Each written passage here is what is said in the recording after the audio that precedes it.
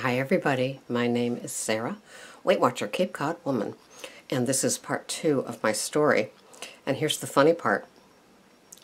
I kept taping the thing on the video, said memory card full, and I said, oh, okay, but I can keep going, like I was driving a Volkswagen in 1963 when it said, you needed gas and you had 1 gallon left, you could go 50 more miles. So I kept talking. And about my journey to Weight Watchers, and it wasn't recording. So this is part 2 today. Just made my coffee. Notice I just did my nails. I hope the smell doesn't get to you at 4 in the morning. Just notice that the nails match the mug, okay? When my hair is back, I have a whole bunch more silver. I am close to 65. Anyway, so I entered OA, Overeaters Anonymous, and it was the mid-70s. It was pre-children. I was pretty much an alcoholic, food-addicted mess, and that's how I conducted my life. But once I entered into OA, suddenly I got some structure. I don't know how long I stayed there. I think I went to like maybe one meeting a week. It was very rare and lovely to have, I think, maybe 2 meetings a week. And it was the summertime, and there were a lot of influx of tourists. And so, of course, I didn't realize how special that was at the time, because you'd get people that came from OA all over the place, and they would bring their experience, their strength, their hope to our meetings. And so I began to become food aware. I became portion conscious. And I think for me, with the food addiction before Weight Watchers and even now, it's just constantly in my head. It's like that Chiron thing, the bottom of the screen of a business channel with the stocks. My head is just alive with with food. And now with Weight Watchers, I wake up thinking about food. And I woke up today, and my taste is a little bit different for today. And so I changed up my food plan, and my lunch plan, and my breakfast plan. And so I'm going to have to go back into my tracker and change it, because I just felt like different things. And so anyway, so there I was in my mid-20s, pre-kids. And when I had my kids, I had moved over more to a Whole Foods, health food store type of, not meatless by any means, but aware. And I would go to the health food store, and I would kind of like languish. I would buy the milk with the cream on top. I would buy the organic yams. This is after I had my kids. So I had my kids, 28 and 31. So there I was, and I was living in a very remote part of Cape Cod at that time. There was no cable TV. We were just a little ways away from having the rotary phone. And I began to, and it was very like health conscious type of town. It was very, I don't know about organic. Organic really lit me up since Weight Watchers. And although I was kind of aware of it, but anyway, so my food was always out of control. Now, I worked in restaurants. I worked in a pizza joint for 10 years. And then I worked in one of those sports bar that had, when you had a cheeseburger, it was 8 ounces of burger, it was a huge roll, it was probably a 2-ounce slab of cheddar. Yeah, put on the bacon. And then the French fries, and I would triple dip the French fries in the fry-later, just to get how much more grease can these things absorb. They were like a sponge with water by the time I got done with them. And so I was addicted definitely to fat, definitely to saturated fat, animal fat, dairy fat, And although I would have alongside of those things, big old bowl of broccoli. So I was aware, but I was eating too much. I was always eating too much. My plates were just like loaded. I mean, having a slab of prime rib was not out of the question. But I always had that idea of like have your green veggie with it and it would make it all okay. And honestly, my insides, oh. So, so that was through my 30s and 40s. And I never really entered any other weight loss program. After OA, I got my tools in place of like not eating standing up, smaller plates, smaller forks, and I was always a pack my lunch. I was a realtor for a number of years, and I would pack my lunch, and although I wasn't weight conscious, I was food conscious. And I remember one time, just like my change of food this morning, I made this like incredible lunch. And I had everything portioned out and I had it wrapped. And I wasn't into, I know I was using plastic containers at this point. Now we're talking early 90s at this point. And I'm in my mid 40s. And I remember making this lunch. I could not wait. And I'm still the same way. You know, I'm salivating about my lunch today with my cilantro avocado Bolthouse dressing on red leaf lettuce. I'm salivating about it. It's 4 in the morning, and I'm still going to have a yummy breakfast. But anyway, so I remember, so I had to go out and show a property. And so I leave, that's how it goes. You get a call, and it's like, can you tell me, can I get in to see 50 Main Street? And it's like, sure, let me grab the keys. Back then, we had no fear of, like, meeting a stranger at this remote property. And so I drove out, and it's like, okay, after I show this property, I am going to come back, and I'm going to have this unbelievable lunch. I come back, and there is, whatever my lunch was at the time, I don't remember, but there's a Post-it on the empty container, and it said, "Great lunch, loved it, thanks." I honestly was as close to homicide as I couldn't believe it. Well, this man, this realtor, turns out he was like an outrageous, very tragic, very sad drunk. And he came from the Midwest. And he was a doctor. And he was a highly whatever doctor. And little by slowly, he lost, they get out of Dodge, you lose your license to practice. And so he came to Cape Cod, got a realtor's license, and landed here. And sometimes we are the Isle of Misfit Toys. We used to be in the old days. There are a lot of us that had no place else to go and settled here. And so he was drunk. And he apparently was drunk at the office. It was a Saturday morning, and he felt hungry. And he ate my lunch. I wanted to kill. I really did. Because I am not a takeout person. I am not a swing into a Dunkin' Donuts and get a coffee. I am a, that's funny, I was training somebody yesterday at my job, and she said, "I can tell you have your ways, don't you?" As I was making my lunch and my coffee, and I had my Zyla and my Coffee Mate Bliss and my Truvia for my coffee. And she said, "You are particular." And I had to make a fresh pot of coffee, of course. But it just, anyway, you know how I am, but she just learned how I am. So anyway, so that was the mid-90s.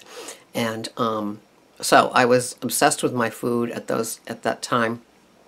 And I was just probably the way that I ate in my late 40s going into my 50s was hearty. I had 2 teenage boys, and I would make, like a vat of like American chop suey and a pot of chili and lasagna, and I would make all those sort of things, and they would have them for a snack. I'd have the big pot of American chop suey ready for like 2 or 3 meals, and it would be like a snack. And I was waitressing a lot, day and night. At that time, I could still do things at night. I wasn't almost 65. And so, yeah, so that was then. And so I ate well, I ate hearty, and I ate way too much. And loved my cakes and cookies. I'm a cake and cookie person. Not fine dining dessert type of person. Give me that box cake, that can of frosting, and my cookies. I love my cookies. And so I was just like a solid, I was still, well, I'm not sure when it started to like wrinkle and drop and droop and wiggle, probably then. But I still walked. So it's so funny. I don't know if any of you had your standards, like, oh, I would never do that. I still walk, I still had that arrogance of like, everything was okay.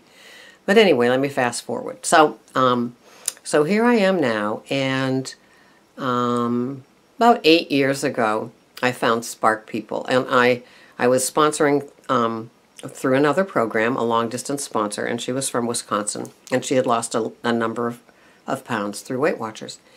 And she said she was quitting Weight Watchers, and it was only in the back of my head. It was not something I was, like, ready for. But she said, why don't you go on to Spark People? They have a tracker there, and they don't charge, like Weight Watchers. And so she kind of, like, showed me remotely how she does it, and I went on to Spark People, and that began my true eccentricity, I would say. I was built for tracking, at weighing and measuring. I was. So this is like 8 years ago. So this is 2015. So, the late, post 9/11, 2007, 8, 9, and so could be a 2-cup of coffee thing. My nails are drying. What can I do? And so I began to track there, and Greg's best friend in Florida, I turned him onto it too, and he would do it too.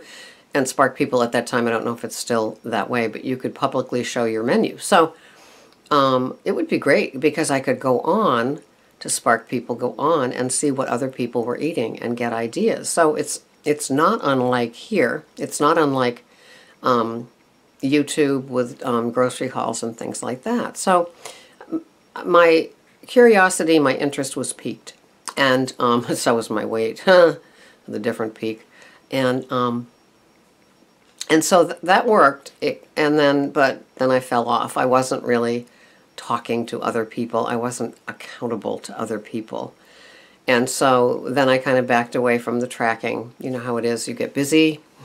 We see them when they come back here. They're retreads. And, they've gained it all and then some, and dollop more. And so I got to 2014. I was eating hearty. I was eating well. Always lots of nice veggies. But no portion control. And my meat was probably, my meat and desserts, my cakes, were the deadly part. And Greg would go and get desserts at this bistro. And I'm talking coming back with one of those brown paper bags, very boutique-ish, with, like 6 or 7 desserts. We're talking the elegant, like the cream is made there, the filling is made there, the whatever's is made there. And that would be for 2 nights. And we would just split it up on plates, elegant plates, the sterling silver fork, of course. And I just, that's how we rolled.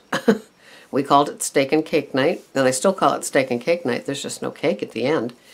And I would just be a little oinker. And my midriff, I was still walking. Oh, yeah, I'm still walking. And so what happens is, it's what happens. I was in my early 60s at this point. And of course, I've always been obsessed with women, and as we go along, I've always been obsessed with these tiny little things in high school, these tiny little things in their 20s, and then we all start to kind of collectively get thicker. I called it getting thicker. And so I noticed as I would be sitting in my AA meetings that my midriff was getting thicker. I stopped wearing belts, and I'm a belt and scarf person, as some of you may know. You don't really see me from the neck down, but I would have on a snappy scarf and a sassy belt and, you know, be kicking it, you know, for my age appropriate stuff. And cleavage long gone, legs and arms long gone. So it's like, okay, so we can add a scarf and add a belt. But the belt went because you can't really wear a belt when you've got the overflow over it, right? As you're sitting there and your midriff is hanging over your belt, covering it. It's just doesn't have that snappy, sassy thing. And so it was last summer, last late spring, early summer, that I was sitting in my AA meetings and, of course, you know, taking inventory because that's what I do, you know, checking out women my age's body. How's that person doing? How's that person faring? And there was this one, just gorgeous, like a Liz Taylor, beautiful eyes, gorgeous. Drove like one of those fancy things, like a Bentley or something. I mean, you know, a very wealthy woman from off Cape. And she was sitting there with her hands laced over, you know, over her midriff during the meeting. And I went, no, that's me. And I am not putting my hands over my midriff with this, like, you know, bought and paid for, proud of it. And I am not buying, you know, big tops from Omar the tent maker anymore. I'm not going to do, I can't. And so the fall from grace, the ending to get me to that first Weight Watchers meeting that morning, June 23rd, 2014, was quick. It was really funny because it's like, it was just kind of like in the back, you know, how you check out women. And for me, I was checking out women my age and seeing how they aging, you know, what are they doing? And I always loved Jessica Lange because she always said she wasn't going to do anything she wasn't going to do any surgery. Wasn't going to have any plastic surgery. And I always liked that about her. And I said, okay, so I'm not really going to be doing anything about that. And I know that, you know, I still like a little bit of color on my face in the summer. But I wasn't going to be doing any, you know, Botox, LASIK, whatever it is that they do. Work. I guess we call it now work under that one title. And so, but I could do something about my body. And that was that day. And I had made the plan to go to the 10 o'clock Weight Watchers meeting. And I found where it was. I drove by it. You know, and it's always held in this like Elks Hall, you know, at least down here. There used to be a Weight Watchers place, but it closed. And so I drove by and it said meetings 8 and 10. And I said 8 and 10. Okay, my AA meeting 7:30 to 8:30. I will go. And actually I go to 2 meetings on Saturday, 7:30, 8:30, 8:30, and 9:30. I said, so I'll go to both meetings. And then I will go there and I can make it there on time. And I will walk in and I will do it. And it was like so fast. It was so fast. I'm sitting there in that meeting at 7:30 in the morning. And I said to the woman across from me, I'm going to go to Weight Watchers.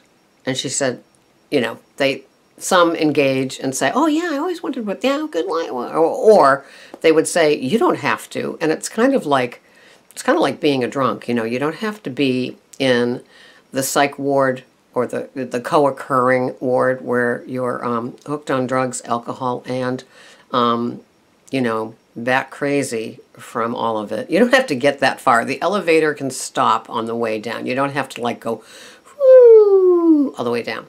So I should have done it with this hand. Woo! So I was sitting in that meeting, and I was just a jittering mess. And I said, I'm going to the 8 o'clock meeting. I am going to that 8 o'clock meeting, June 23rd, 2014. So I did. And I went, and I did the weigh-in, I did the check-in, and I was all content to do the meetings. And you know, I mean, if any of you have gone, you know how they do it. And I was all psyched, and the meeting was huge, because it's like, you know, kind of summer on Cape Cod. And there were tons and tons and tons of people there.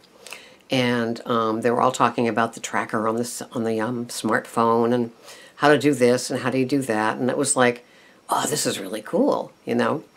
And so I left with my tote filled with all of my Weight Watcher stuff, and I went to the store, and I spent, I remember it was like $44 buying low-fat, sugar-free, kind of crappy stuff, you know, because it's like, that's what they kind of tout. So I bought it all and I brought it home. It's like, okay, this is it. And so they said, you can go onto our site and do the tracker. Go register on, blah, blah. So I spent the morning pretty much doing the electronic registering and all of that kind of stuff, and, pulling out, getting the tracker on my smartphone and figuring out, like, oh my God, how do I even do this? And it's like, oh, the camera and this and that. So I don't know how it happened. I always think it's God that leads you to things. And I found some Facebook Weight Watcher things, and then the Weight Watcher website itself. And I kind of did the self-taught things like most of us do. And I was like 1 week into it, and I was taking my scanner into the store, and I was having fun taking pictures of everything. And another woman was taking pictures of the Thomas's, those thins, the 100-calorie things. And I said, are you Weight Watchers? And she said, yeah. And I was out of town. I had gone to a conference, and so I was doing some shopping on the way home. And she said, yeah, I've been on it for 2 weeks, and I've lost like 1.6 pounds, and I'm so excited. And I said, me too. And, the camera gave her away, taking the pictures, scanning the food. And so my journey began. And like most of us, we've learned with the Weight Watchers app and the Weight Watchers on the smartphone that it can break our hearts. It can not be there. It can be that circle going, going, going. And, I have it on my smartphone, I have it on my tablet, I have it on my my laptop. And each one, it seems like it's different.